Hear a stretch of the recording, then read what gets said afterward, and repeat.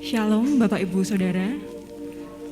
Kita bersyukur sore hari ini boleh kembali ada di tempat ini. Kita boleh kembali beribadah kepada Tuhan. Semua karena berkat kemurahan dalam hidup kita. Amin. Kita mau datang kepada Tuhan.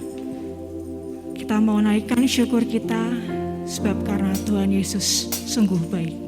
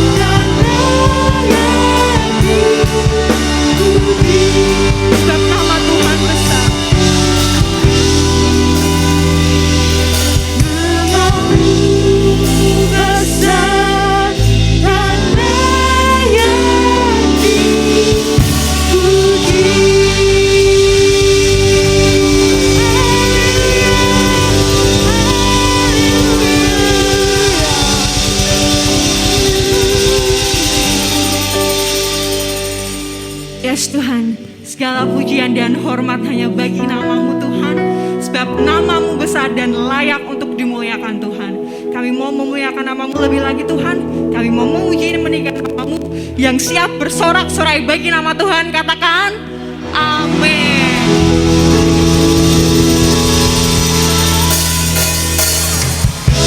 Tuhan hadir di tempat ini, amin Ibu Bapak.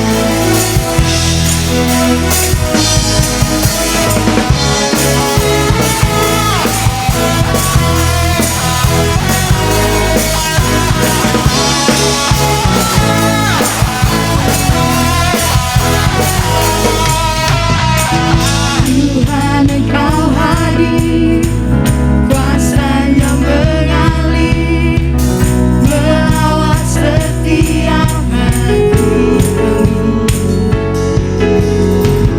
Roh-Mu membebaskan, Roh-Mu membangkitkan, kebesaran-Mu dinyatakan. Diselamatkan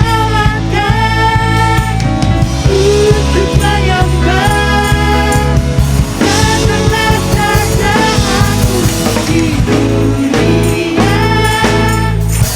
Di hadapan tahtmu, seluruh jiwa menyatu, nyanyikan pujian. Karena dengan sujud kami datang bersatu, sama puji nama-Mu, semesta bersuka bersama dengan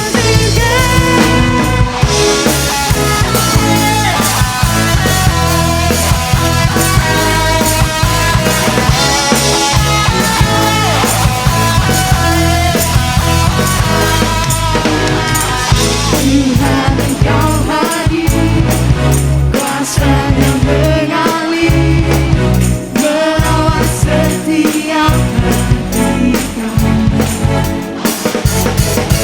Roh-Mu membebaskan, Roh-Mu membangkitkan, kebesaran-Mu dinyatakan. Diselamatkan untuk menyembah, datanglah kerajaan-Mu di dunia.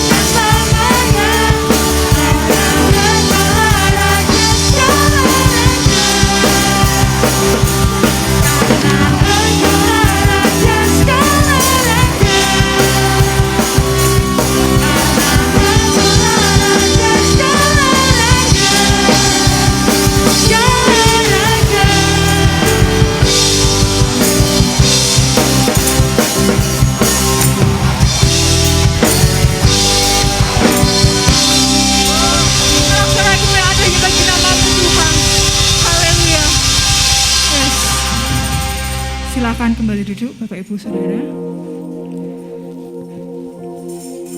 Kita mau siapkan hati kita. Kita mau bawa hati kita untuk lebih lagi dalam hadirat Tuhan.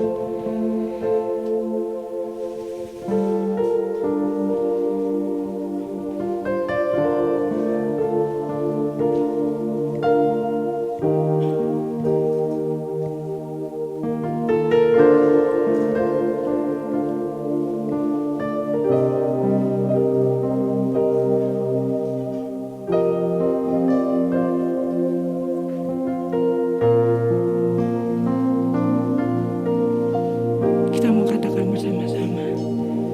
Ampuni semua kesombonganku, ampuni semua kedaginganku, dan bawa aku mendekat di hadapan tahta-Mu.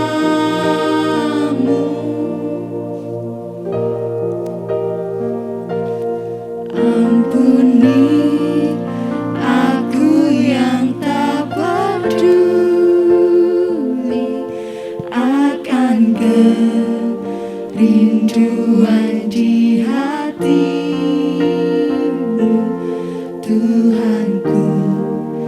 Bawa aku kembali, tarikku lebih dekat lagi.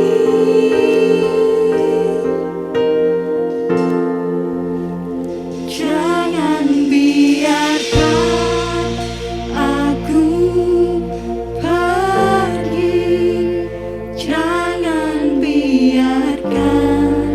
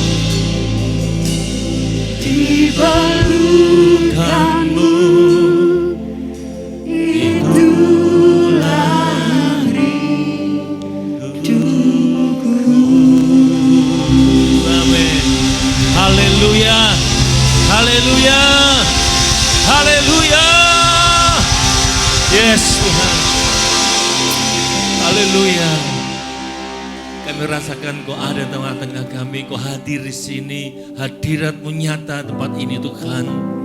Dan biarlah kami melembutkan hati kami Tuhan, persiapkan hati kami Tuhan, mempersiapkan tanah hati kami Tuhan untuk ditaburi benih-benih firman-Mu Tuhan. Biarlah kebenaran-Mu itu benar-benar kami boleh tangkap. Kami tahu kami butuh Engkau, kami gak mampu berjalan sendiri tanpa Engkau. Dan biarlah Roh Kudus bekerja, berbicara bagi setiap kami. Kami enggak mau hanya duduk, diam, datang, dan kami tidak dapat apa-apa. Biarlah sore malam ini, kami semua boleh mendapatkan sesuatu yang baik dan benar daripada Engkau. Yang mengubah arah hidup kami, menguatkan, memulihkan, membuat kami lebih lagi berjalan dalam kebenaran. Terima kasih Bapa. Urapi hamba-Mu, urapi setiap kami, amat-Mu Tuhan, di dalam nama Tuhan Yesus. Semua yang siap dengan firman Tuhan katakan sama-sama. Amin. Haleluya. Shalom saudara. Apa kabar? Luar biasa. Wow. Hampir sebulan saya enggak nampak ya. Ya, saya percaya semua tetap dalam kendali Tuhan. Amin. Sepanjang bulan ini kita sudah belajar sama-sama, semua pembicara berbicara tentang Ayub. Ya. Siapa yang sudah baca Ayub 1 sampai Ayub pasal 42? Artinya sudah paham ya, bagaimana seorang yang bernama Ayub.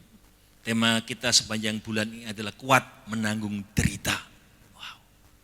Bagaimana kita bisa kuat menanggung derita kalau punya semangat yang daripada Tuhan. Amin. Tidak ada semangat kita nggak bisa menanggung penderitaan.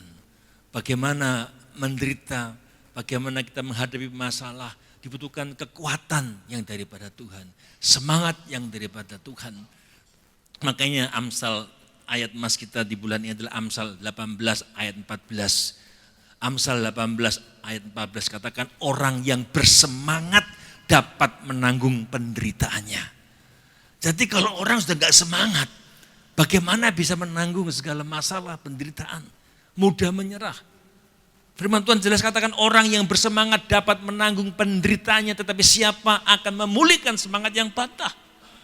Saudara, menurut Sang Pencipta, menurut Allah kita, dikatakan manusia ini kan terdiri 3, tubuh, jiwa, dan roh.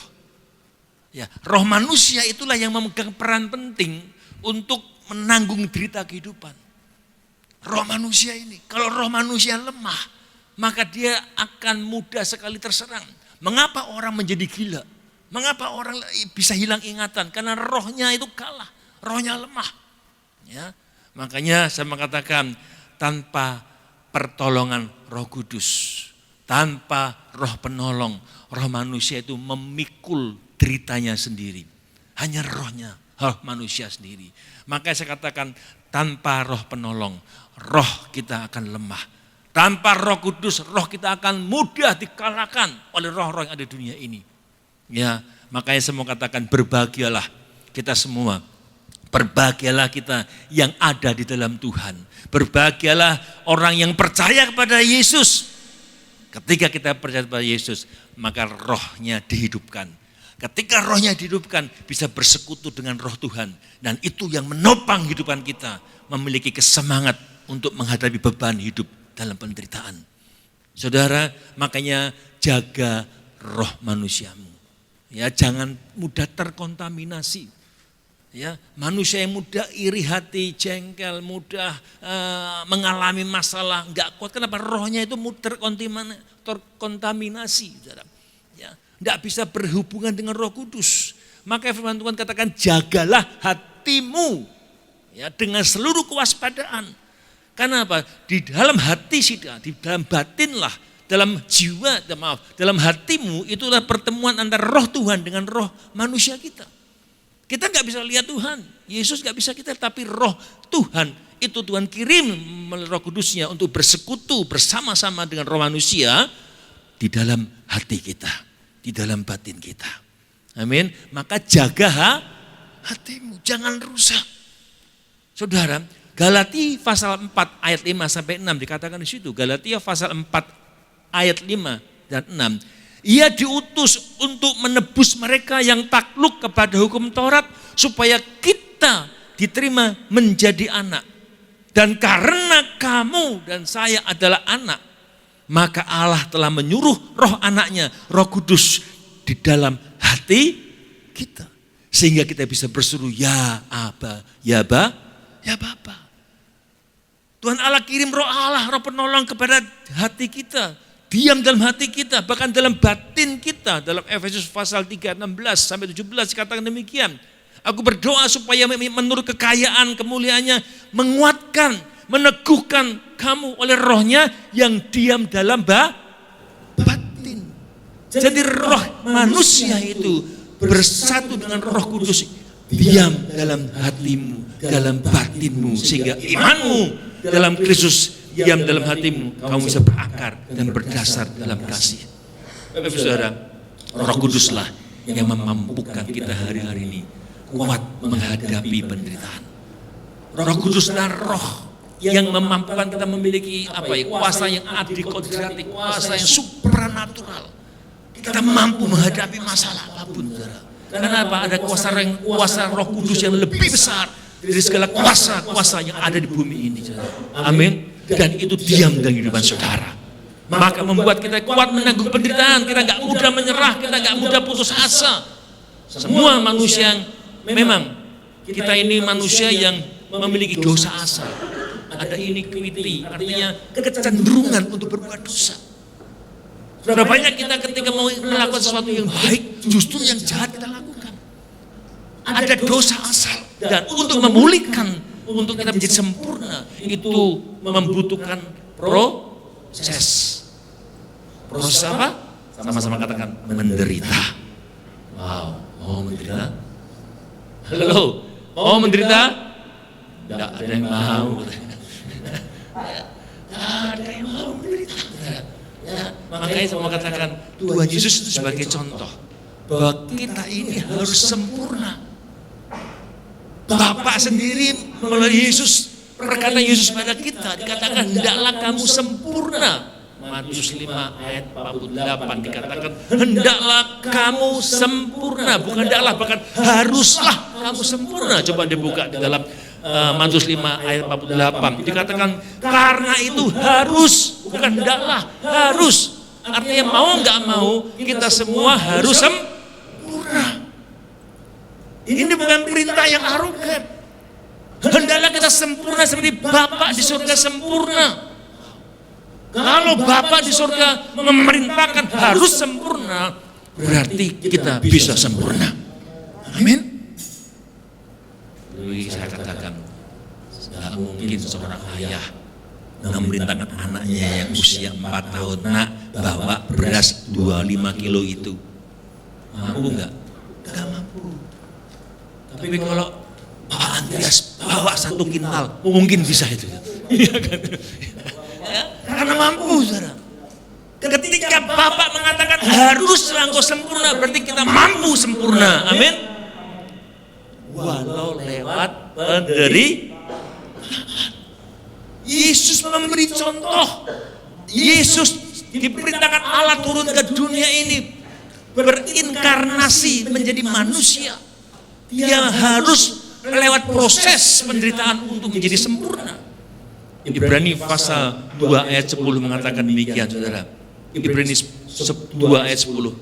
Sebab memang sesuai dengan keadaan Allah yang baginya dan olehnya segala sesuatu dijadikan, yaitu Allah membawa banyak orang kepada kemuliaan untuk menyempurnakan Yesus.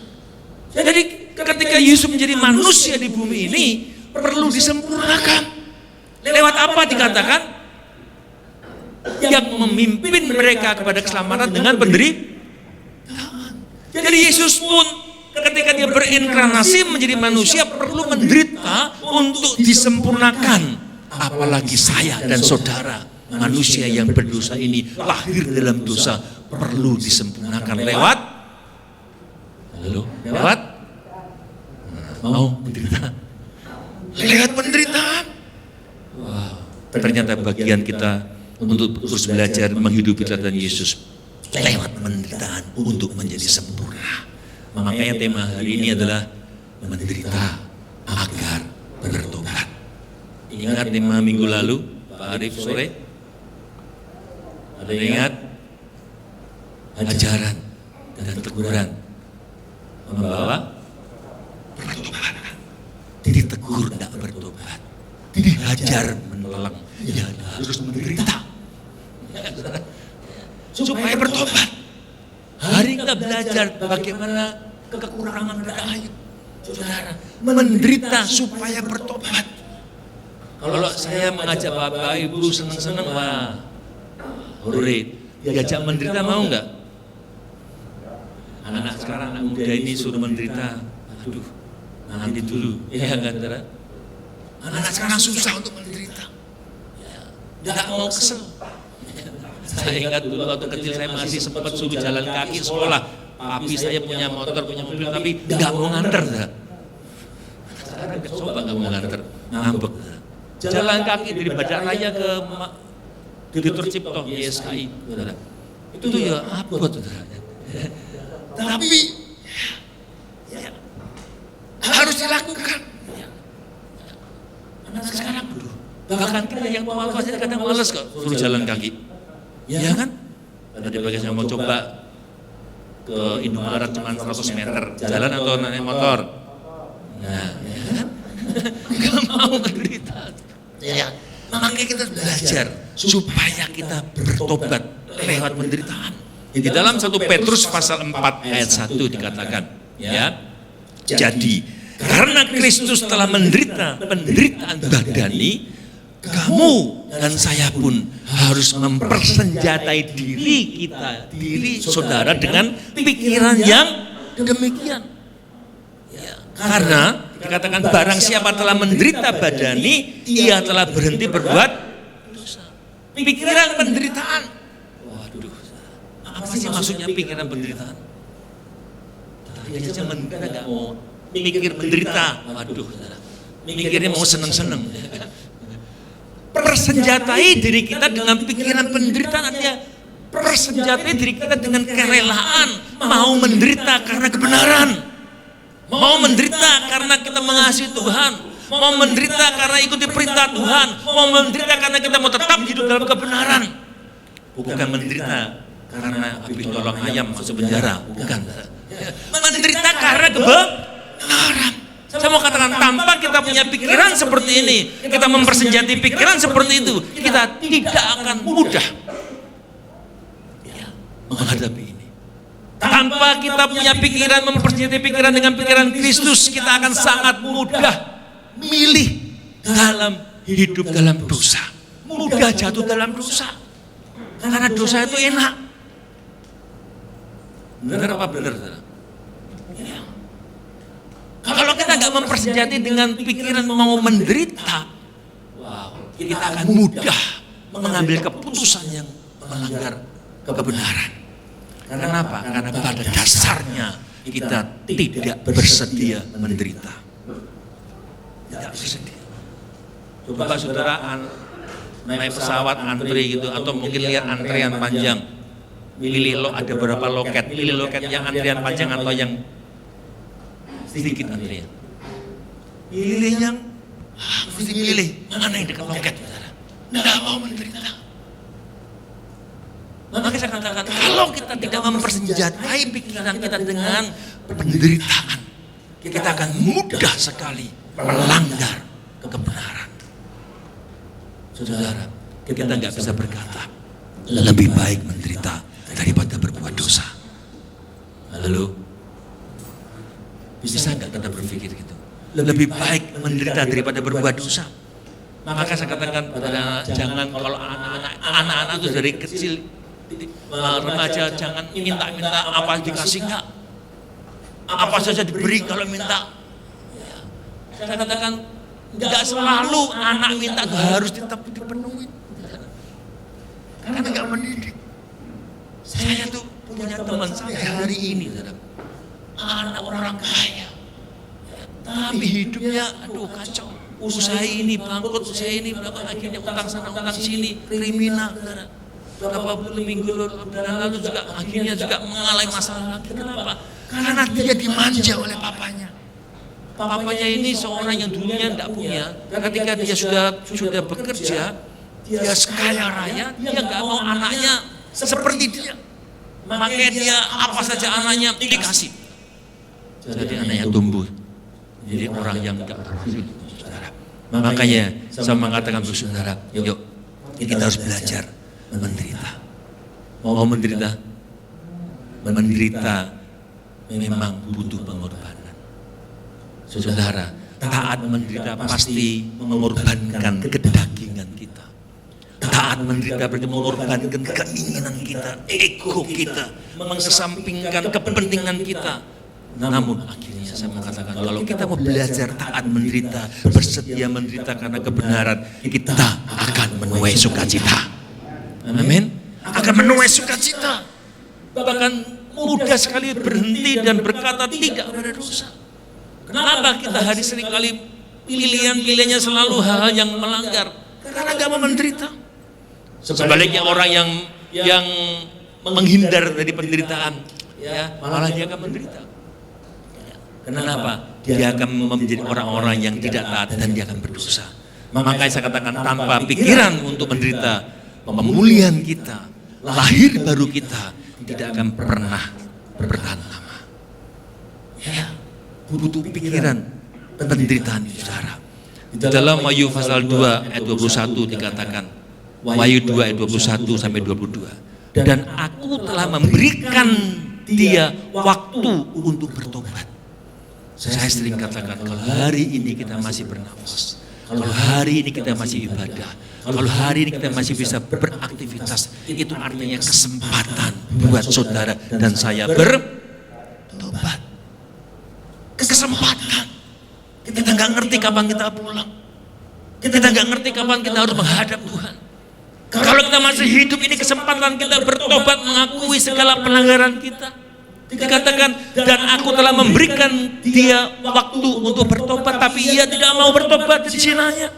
Lihatlah, aku akan melemparkan dia ke atas ranjang orang sakit, dan mereka yang berbuat zina dengan dia akan melemparkan ke dalam kesukaran besar jika mereka tidak bertobat dari perbuatan.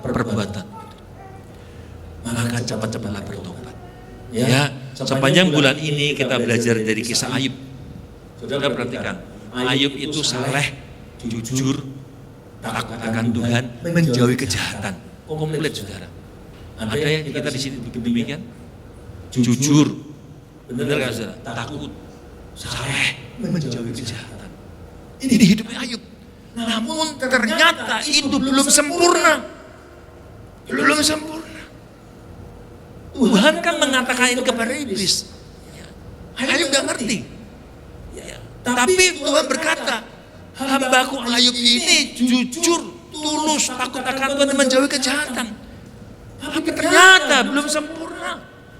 Maka Allah mengizinkan Ayub mengalami penderitaan supaya Ayub sadar dan terus belajar untuk mengejar kesempurnaan. Kita ketika membaca kisah Ayub, saudara, pasti timbul pertanyaan, mengapa ya? Saudara kalau baca kitab Ayub, mengapa orang sekali berayub, ya begitu diizinkan Tuhan untuk mengalami penderitaan, penderitaannya nggak main-main, menyakitkan. Jika Tuhan baik, mengapa orang benar harus menderita? Ini kan sering orang berkata demikian. Mengapa orang benar menderita? Itu orang-orang yang di luar Tuhan, itu orang gemuk-gemuk malah kaya-kaya. Ini kita yang sungguh-sungguh cari Tuhan. Benar nggak sungguh-sungguhnya? Banyak kita berkata demikian. Saudara, jika kita meneliti, ternyata Ayub masih ada kekurangannya. Saya pun banyak kekurangan. Masih banyak kekurangan. Makanya saya terus belajar dan belajar. Walau lewat proses. Kalau orang melihat, wah Pak Jeffrey kok enak hidupnya. Belum nggak ngerti prosesnya. Saudara. Wah, saudara. Hadapi proses. Ya, kita berani. Apapun yang kita alami hari ini adalah hasil dari proses hidup kita bertahun-tahun sebelumnya. Apa yang kita hadapi. Sampai saat ini pun, kalau saya mengatakan saya bisa sakit hati, bisa. Kayak punya kapasitas sakit hati itu bisa. Tapi saya nggak mau. Pilihan kita harus hidup oleh apa kata Tuhan, bukan apa kata orang. Amin. Ya, sehingga kita akan melihat, memang kita banyak kekurangan, tapi Tuhan mengasihi dan pasti akan memulihkan kita. Sebagaimana Ayub, saudara. Apakah di tempat ini ada yang berkata, aku sudah sempurna, saudara? Ada yang sudah sempurna? Halo? Sehingga melihat orang semua salah. Nah, mari kita belajar dari Ayub. Ya, Tuhan sendiri berkata bahwa Ayub itu di dalam Ayub 1 ayat 8, saudara. Dia berkata pada iblis, apakah engkau memperhatikan hambaku Ayub? Sebab tiada seorang pun di bumi ini seperti dia. Oh, enggak ada di bumi seperti Ayub. Dia orang yang saleh, jujur, takut Tuhan, menjauhi kejahatan. Ini Tuhan sendiri berkata demikian. Namun ternyata Ayub belum sempurna. Oleh karena itu diizinkan Tuhan, dilewatkan yang namanya proses. Ya, memang tidak enak untuk mencapai kemurnian iman. Pasti lewat penderitaan. Ya, lewat pemurnian. Emas atau perak itu kalau mau mencapai kadar yang tinggi, dia harus lewat yang namanya pemurnian, lewat api, saudara. Pendulang perak itu kalau harus mendulang perak ada belanga besar itu dia harus goyang terus itu peraknya. Terus berhenti sebentar dilihat, oh belum, terus sampai kapan? Sampai wajah pendulang itu kelihatan di situ, saudara. Kita diproses demikian sampai wajah Kristus nampak dalam kehidupan saudara. Amin. Orang bisa melihat, wow, ada Yesus dalam hidupnya. Wow, ada kasih Tuhan dalam hidupnya. Sampai demikian. Sampai orang bisa melihat benar-benar Yesus hidup itu saudara saya. Makanya tujuan khotbah sore hari ini saya mengatakan, yuk kita harus menjadi sempurna lewat penderitaan. Mau sempurna? Mau sempurna? Mau menderita? Aminnya kok pelan. Sempurna yang mau menderitanya. Amin. Sebagai manusia ya, saya kalau membaca kitab Ayub ini, saya keberatan dengan cara Tuhan mengizinkan setan menjamah Ayub, saudara. Kenapa? Dia orang yang saleh, jujur, takut Tuhan, menjauhi kejahatan. Kita gak ngerti. Ini misteri yang tahu Tuhan. Memang Tuhan bicara kepada iblis. Dia gak ada orang seperti Ayub. Tapi gak ada yang tahu Ayub itu ada perasaan apa ketika maka Tuhan bisa mengizinkan untuk diproses lagi. Kita belajar kekurangannya apa.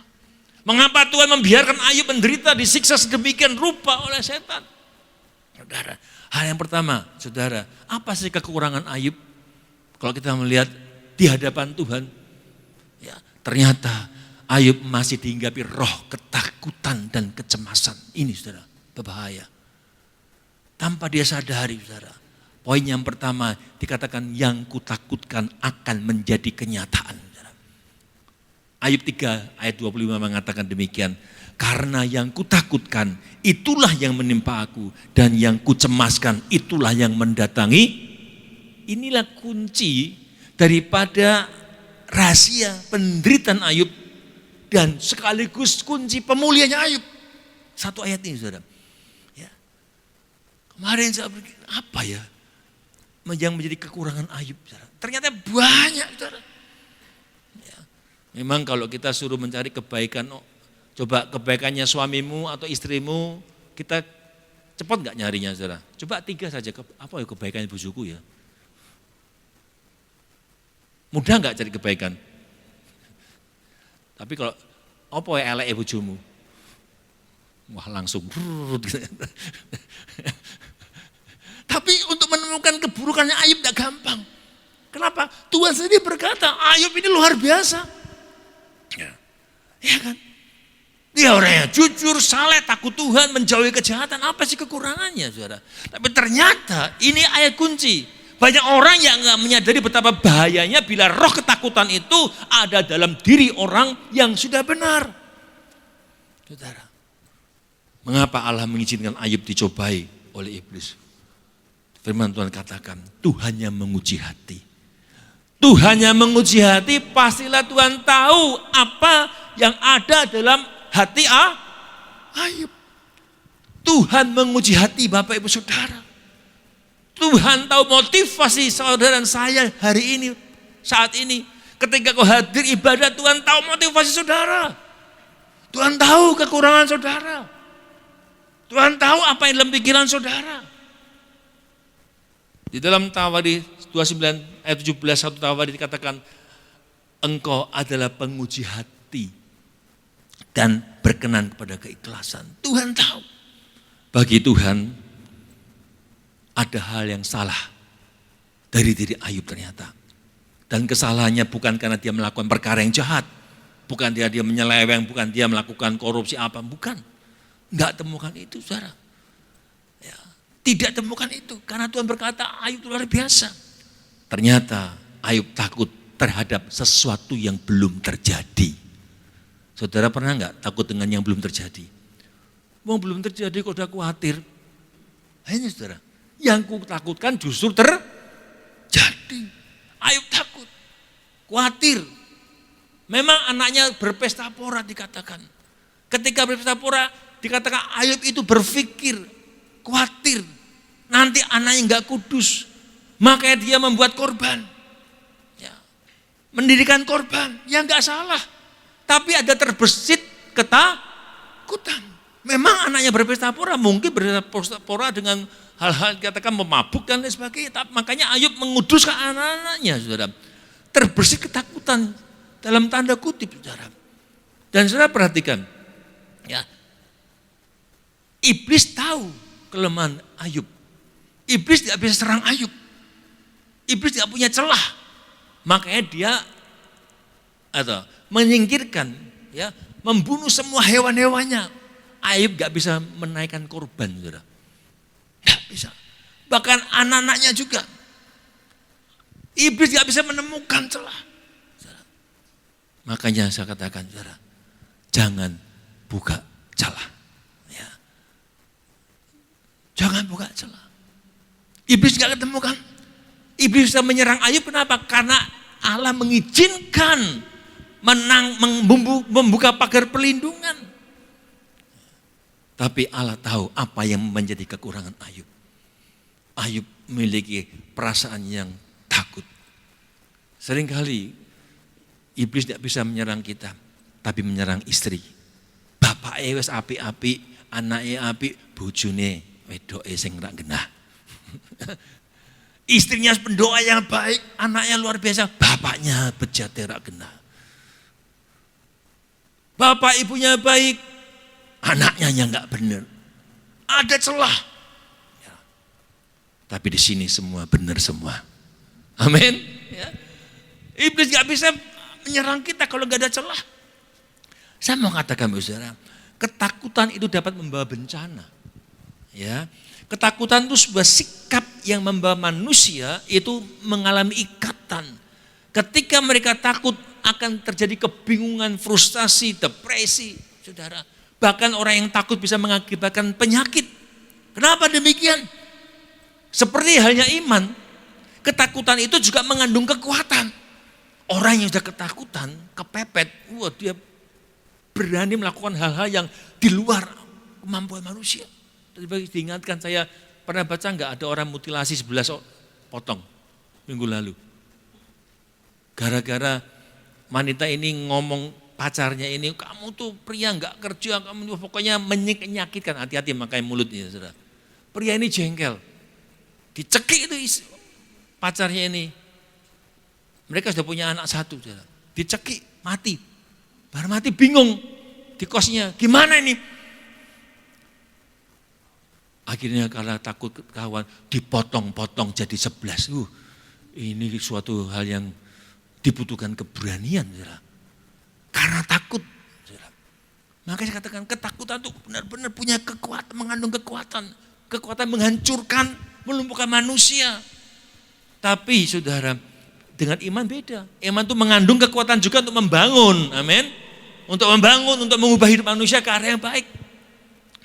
Sebagai manusia biasa, Ayub juga diliputi ketakutan ternyata. Dia mungkin frustasi. Bayangin semua hartanya ludes. Banyak, dia tuh konglomerat, saudara. Kalau saya baca di dalam Ayub pasal 1 dikatakan di situ, saudara. Apa sih yang menjadi milik Ayub, saudara? Ya. Dikatakan dia punya 7 anak laki-laki, 3 anak perempuan, 7.000 ekor kambing domba, 3.000 ekor unta, 500 pasang lembu, 500 keledai, budaknya, wah dan banyak hal, saudara. Ini kalau sekarang konglomerat, saudara. Dalam 1 hari habis. Saudara, dia bisa depresi. Bahkan tubuhnya dijangkiti penyakit yang menjijikkan. Bahkan istrinya yang harusnya menolong, menghujat dia. Kutuki alam, mati yo kowe. Aduh, bayangin saudara. Ini sudah sakit, lebih sakit lagi saudara. Tapi kita melihat, tapi akhirnya Ayub bisa bebas dari semua itu. Kenapa? Ayub mengakui ketakutannya. Saudara, jika saudara mengalami ketakutan, kecemasan, aku Tuhan, aku takut. Ayat yang tadi, ayat yang sama. Ayub 3 ayat 25, karena yang kutakutkan, diakui, aku takut. Ayat ini kan menyatakan bahwa dia takut dan dia akui dia takut. Itulah yang menimpa aku. Yang kucemaskan, itu yang mendatangi aku. Ketika kita diliputi ketakutan, apapun saudara, akui pada Tuhan, aku sedang khawatir. Aku takut. Ini langkah pertama ketika saudara diliputi roh ketakutan. Lakukan. Akui Tuhan, aku diliputi ketakutan. Sampai apa? Kita mengakui sampai kita mendapatkan yang namanya sejahtera, damai sejahtera yang menguasai hati dan pikiran kita. Ya. Akui kalau kau punya masalah. Kalau punya dosa, akui. Itu yang membuat Ayub mengalami pemulihan. Dan bukan diakui juga, saudara, menyadari bahwa imannya sedang diuji. Ayub mengatakan di dalam Ayub 23 ayat 10 dikatakan di situ. Karena ia tahu jalan hidupku, seandainya ia menguji aku akan timbul seperti emas. Jadi apabila hari-hari kita sedang dalam pergumulan, dalam ketakutan, entah pergumulan karena ekonomi, karena keluarga, karena masalah apapun, mungkin sedang sakit, kita bisa melihat pergumulan ini sebagai sebuah ujian. Amin. Sebagai ujian. Dan ketika kita bisa menang, kita akan next level. Ini poin pertama. Kenapa Ayub sampai mengalami masalah yang sedemikian rupa? Karena masih ada ketakutan. Saudara, ini penting. Jangan sampai kita diliputi roh ketakutan, khawatir dan cemas. Akui kalau kita sedang mengalami hal itu, saudara, sehingga kita dipulihkan. Selanjutnya apa sih kekurangan Ayub? Pernyataan Ayub yang berikutnya tentang ketakutan, masih ketakutan lagi, saudara. Di dalam ayat 28, Ayub 9. Ayub 9 ayat 28. Dikatakan di situ. Ayub 9 ayat 28. Maka takutlah aku kepada segala kesusahanku. Aku tahu bahwa engkau tidak akan menganggap aku tidak bersalah. Jadi hal yang kedua, mengapa Ayub sampai mengalami demikian? Dikatakan karena Ayub memiliki pandangan atau gambaran yang salah tentang Allah. Dia berpikir Allah itu Allah yang suka menghukum. Punya pandangan yang salah, gambar yang salah. Seringkali manusia demikian, kalau kita ada keluarga kita dipanggil Tuhan, ya kita bilang Tuhan itu jahat. Orang yang kukasih kok dipanggil pulang. Seringkali kita menyalahkan Tuhan. Seringkali kita menyalahartikan. Kalau kita rugi mungkin Tuhan kenapa enggak tolong saya, padahal salah dewe. Ya. Saudara, seringkali anak juga punya punya salah arti kepada Bapak.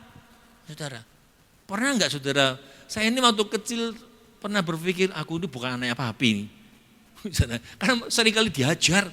Saudara. Papa saya itu kan abri. Ya kan, kalau ngajar itu pakai kopel rim. Tahu kopel rim? Rimnya abri itu yang kuning besar, biru, ngecap itu kan. Kalau sekolah masih ngecap-ngecap. Suatu hari saya ingat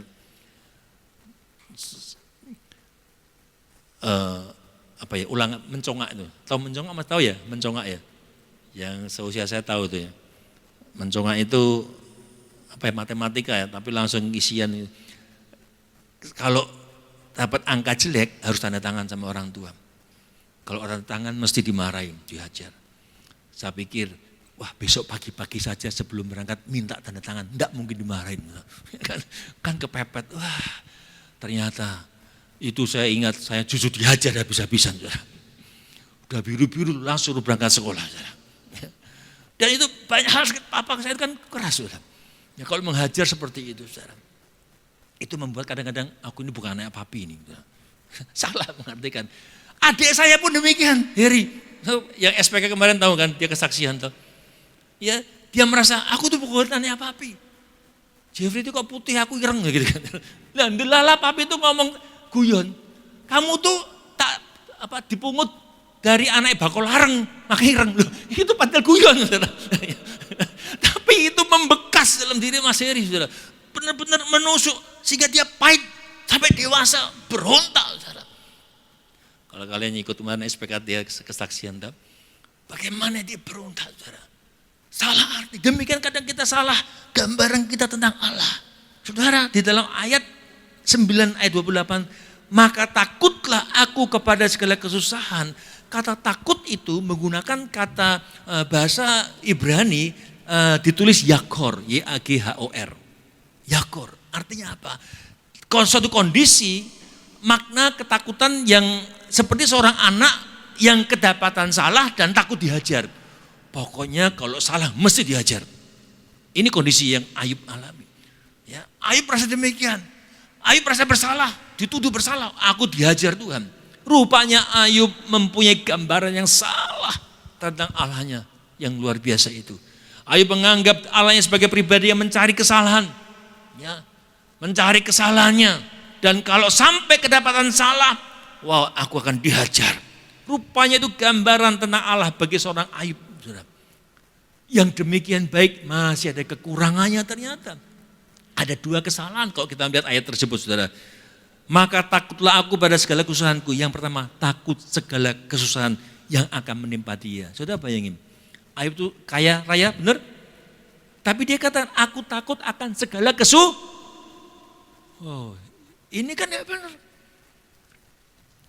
Orang kaya ketika itu kalau marah tapi katakan, aku takut segala kesusahan yang akan menimpa aku. Belum terjadi.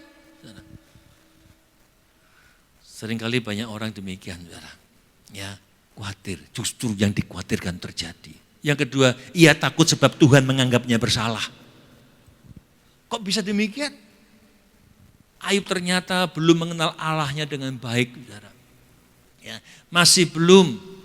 Ya, ketidaktahuannya pada Allah itu dia terdapat di dalam Ayub pasal 7 ayat 20, saudara. Ayub menyalahkan Tuhan bahkan. Di dalam Ayub 7 ayat 20 katakan, kalau aku berbuat dosa, apakah yang telah aku lakukan terhadap engkau, ya penjaga manusia? Mengapa engkau menjadikan aku sasaranmu, sehingga aku menjadi beban bagi diriku? Dia merasa menjadi sasaran tembak.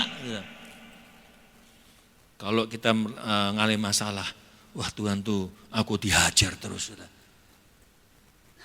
Ayub merasa demikian, aku menjadi sasaran tembak. Di dalam Ayub pasal 9 ayat 17 katakan juga, dialah yang meremukkan aku dalam angin ribut, yang memperbanyak lukaku dengan tidak semena-mena. Wow, dia mulai jengkel dengan Tuhan.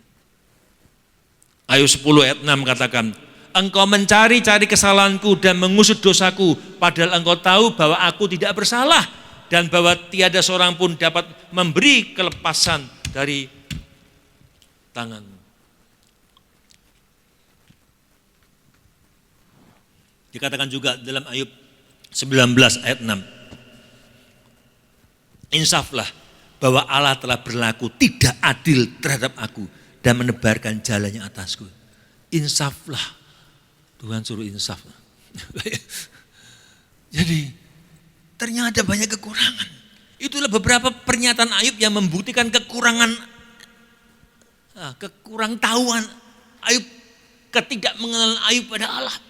Sehingga dikatakan aku mengucapkan kata-kata tanpa pengetahuan. Menyalahkan Tuhan. Dan itu ternyata sebuah pengakuan. Ini suatu kejujuran dari Ayub. Dia mengatakan demikian. Dia menyatakan pengakuan. Itu setelah Ayub pulih ya. Ayat 42 itu Ayub dipulihkan. Ayub mengatakan demikian setelah dipulihkan. Saudara, kejujuran Ayub tentang hal itu dinyatakan dalam pengakuannya, saudara, di dalam Ayub 42 ayat 3 sampai 6. Makanya aku berkata-kata tanpa pengetahuan. Di dalam ayat 42 ayat 3 sampai 6. Saya bacakan ayat 4-nya, saudara. Dengarlah, maka akulah yang berfirman, aku akan menanyai engkau supaya engkau memberitahu aku. Hanya dari kata orang saja aku mendengar tentang engkau, tapi sekarang mataku sendiri memandang engkau. Sebab itu aku mencabut perkataanku dan dengan menyesal aku duduk dalam debu dan abu. Ketika dia menyadari, selama ini dia ngomong ngawur tentang Tuhan. Kenapa? Karena tidak kenal Tuhan. Ketika kita punya masalah, punya persoalan, jangan sekali-sekali, walaupun kita kecewa dengan Tuhan, jangan sekali-sekali kita menyalahkan Tuhan. Tuhan pernah salah enggak? Halo, Tuhan enggak pernah salah. Rancangan Tuhan itu pasti genap terjadi atas kehidupan kita. Amin. Kalau kita baca dalam Ayub pasal 42, dikatakan di situ, saudara, ayat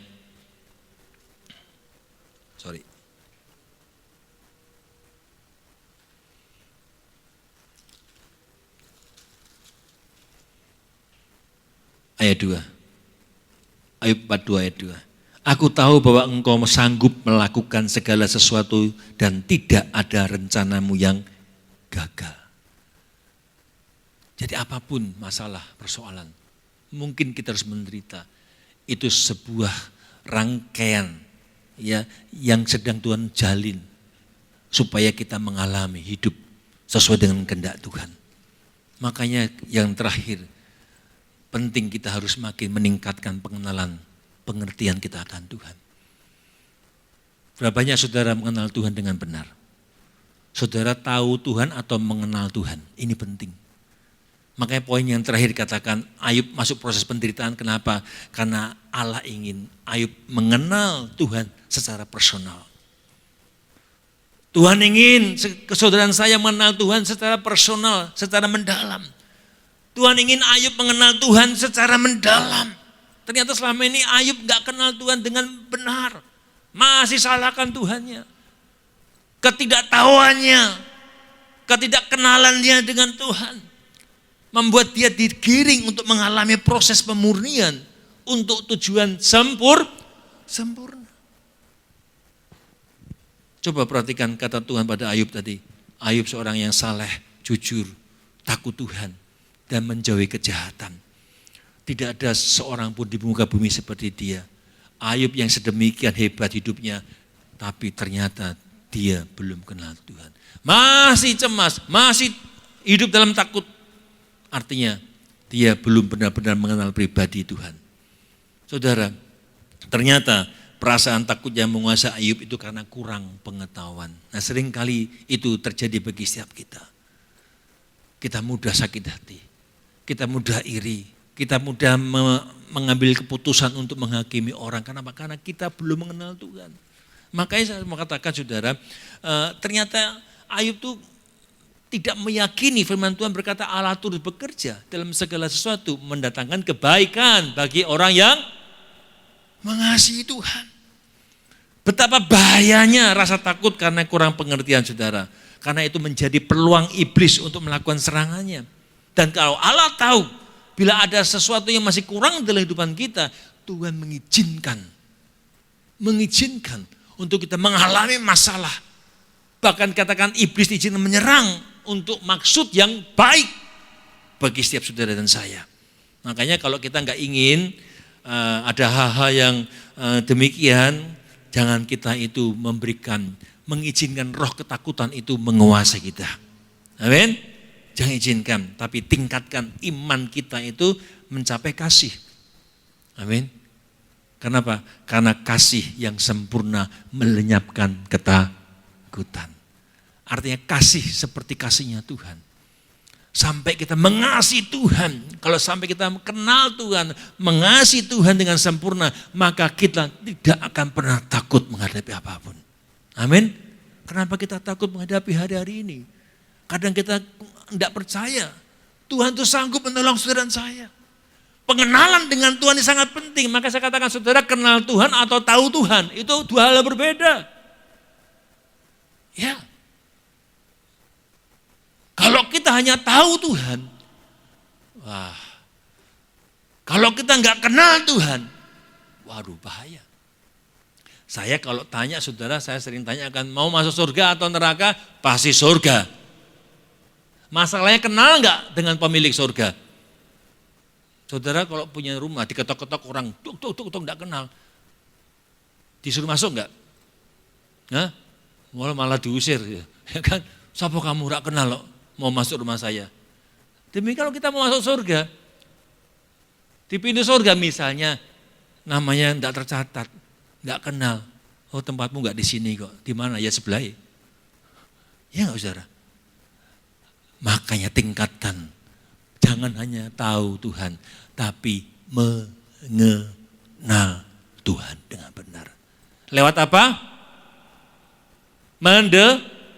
Menderita. Memang banyak penderitaan. Karena mengikut Yesus harus pikul salib. Setiap apa? Hari. Wow. Pikul salib setiap hari. Bukan salibnya orang, salibnya kita sendiri, saudara.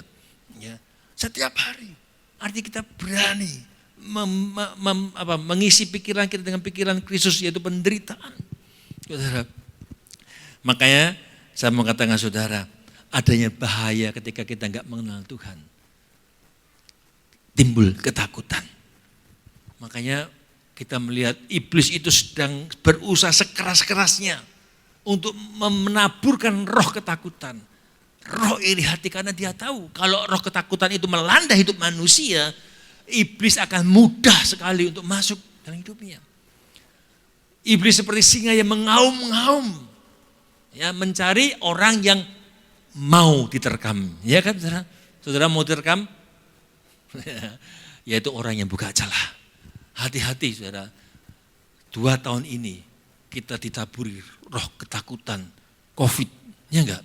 Takut COVID saudara, ya kan?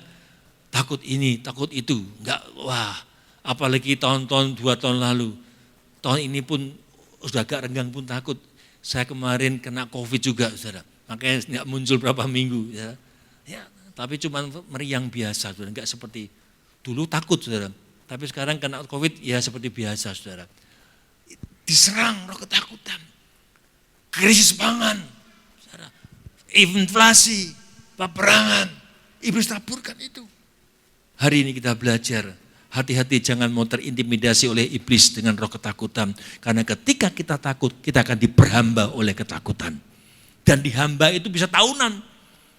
Ya, di dalam Ibrani 12 ayat 14, Ibrani 2 14b sampai 15 katakan demikian saudara.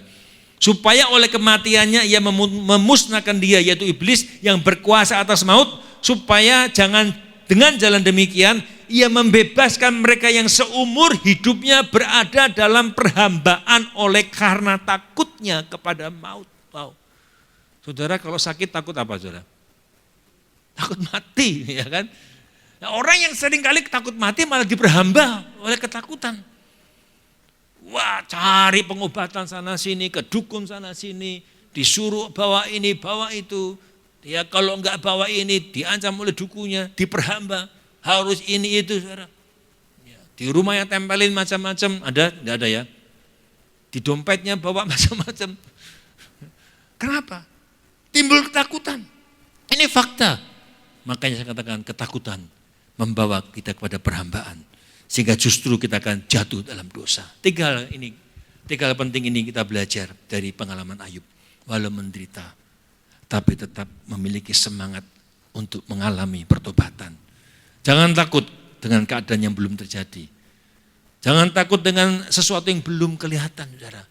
Hadapi, milikilah pandangan yang benar tentang Tuhan. Semakin belajar kenal Tuhan, belajar mengenal secara pribadi, secara personal.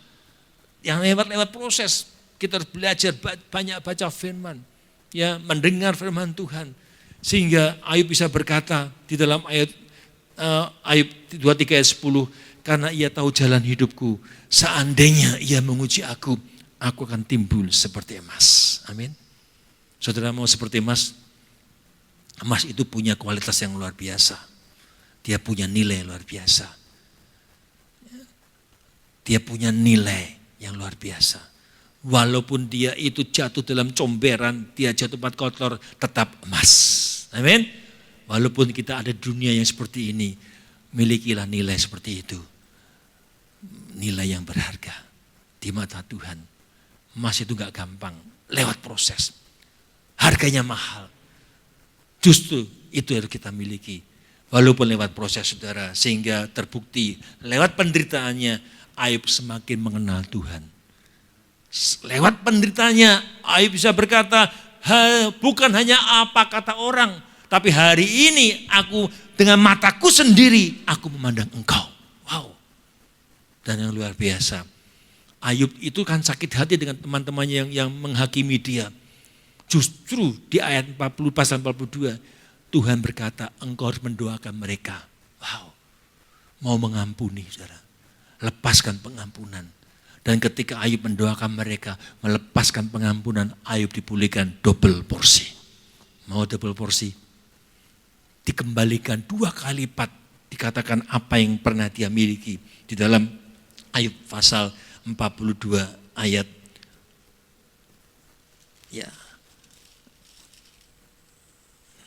Keadaan Ayub dipulihkan.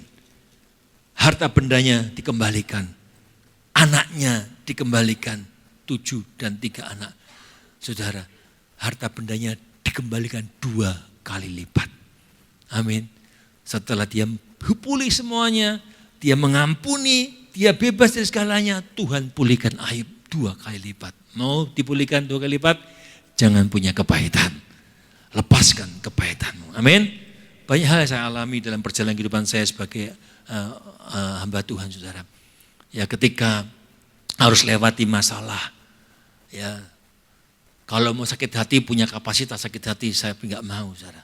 Ya, dilewatkan dengan banyak masalah, banyak persoalan, ya, dimasukkan dalam padang gurun, tapi lewat masalah demi masalah yang saya harus hadapi, justru di situ saya semakin mengenal Tuhan. Saya melihat tangan Tuhan itu luar biasa. Tuhan bekerja dengan dahsyat ketika kita mau taat melakukan perintah Tuhan. Suatu hari semuanya akan indah pada waktunya. Mari kita bagi berdiri. Saya undang pelayan musik tampil ke depan, Soliter Singer depan. Kita nyanyikan pujian. Masih ada Tuhan.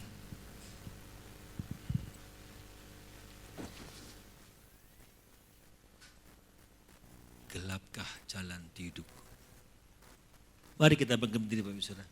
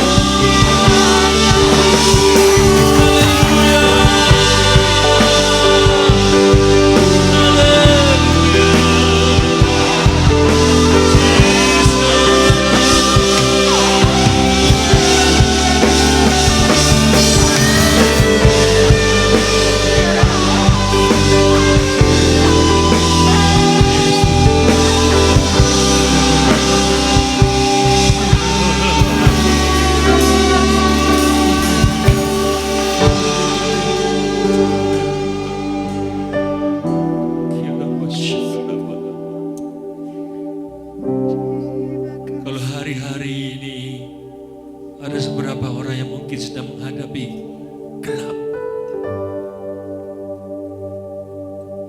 Bahkan mungkin putus asa. Mungkin sedang menghadapi penderitaan. Apapun masalahnya. Mungkin masalah keluarga, masalah keuangan, masalah sakit penyakit. Percaya, masih ada Tuhan. Tuhan punya maksud yang tetap baik.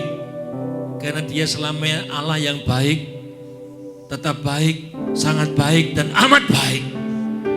Dia tidak merancangkan kecelakaan dalam hidup kita semua. Mari kita belajar melihat dari kacamata Tuhan. Sampai kita memiliki kasih seperti kasihnya Tuhan. Kita gak mudah menjadi orang-orang yang menghakimi orang lain. Kita gak mudah iri hati. Kita gak mudah menyalahkan orang lain. Karena seperti Tuhan memandang kita, Tuhan gak pernah memandang kita salah. Dia selalu mengampuni kita.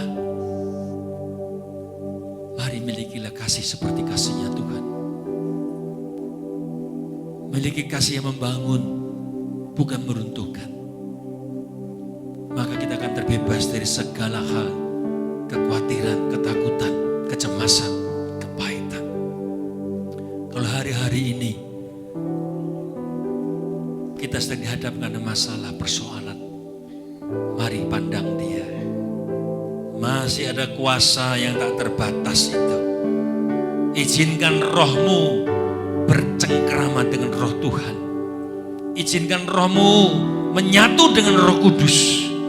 Karena itu yang membuat engkau kuat menghadapi badai apapun. Roh Kudus yang memampukan engkau menghadapi persoalan apapun. Engkau tidak akan mundur menghadapi masalah. Karena roh Tuhan lebih besar daripada segala persoalanmu. Dia sanggup mengubah hidupmu. Dia sanggup mengubah masalahmu. Dan lihatlah tangan Tuhan sedang menjaga engkau. Akui. Lepaskan pengampunan sebagaimana Ayub melepaskan pengampunan kepada teman-temannya yang menyakitinya dengan perkataan-perkataan. Lepaskan pengampunan. Dan kau akan melihat mungkin selama ini berkatmu terhambat. Mungkin selama ini berkatmu tersendat karena kau masih punya menyimpan sakit hati dan kepahitan.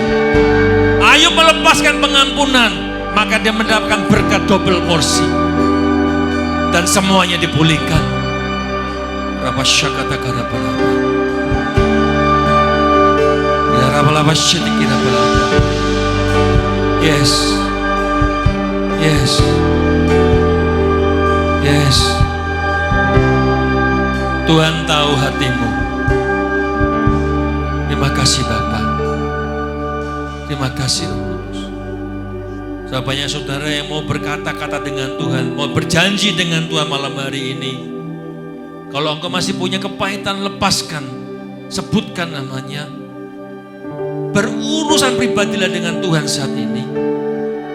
Dia ada di hadapanmu. Dia ada di hadapanmu menanti engkau, tangannya terbuka. Dia berkata, datanglah padaku engkau yang letih lesu dan beban berat. Aku akan memberikan kelegaan buat engkau, memulihkanmu.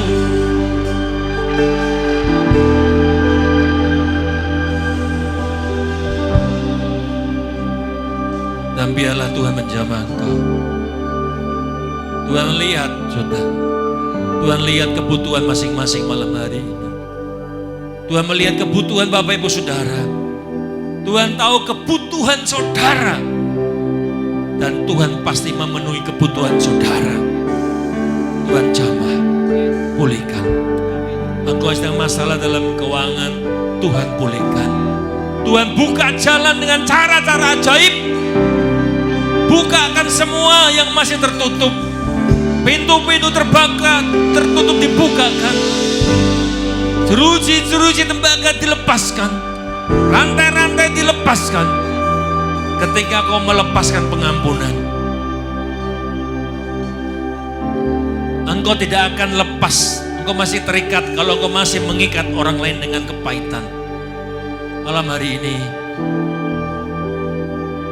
engkau akan melihat tangan Tuhan itu bekerja dahsyat atas hidup. Tuhan jamah, Tuhan tolong. Tuhan lihat hati mereka, hati yang bersungguh-sungguh mencari Tuhan, maka Tuhan berkenan menjumpainya. Tuhan tolong, kami percaya di dalam nama Tuhan Yesus, Tuhan mau menjamah setiap hati yang butuh Engkau malam hari Bapa. Pulihkan keuangan mereka, pulihkan usaha mereka, pulihkan kesehatan mereka, pulihkan masalah mereka. Semua dipulihkan, keluarga dipulihkan. Demi dan di dalam nama Tuhan Yesus, semua yang diberkati Tuhan, sama-sama katakan amin. Bapakku datang dan berserah, ku nyatakan Kau yang berkuasa dalam gelap, Kau setia, Kau cahaya hidupku. Kau kuatkan aku bertahan, Kau harapan dalam kesesakan, Kau buktikan kesetiaan-Mu Tuhan.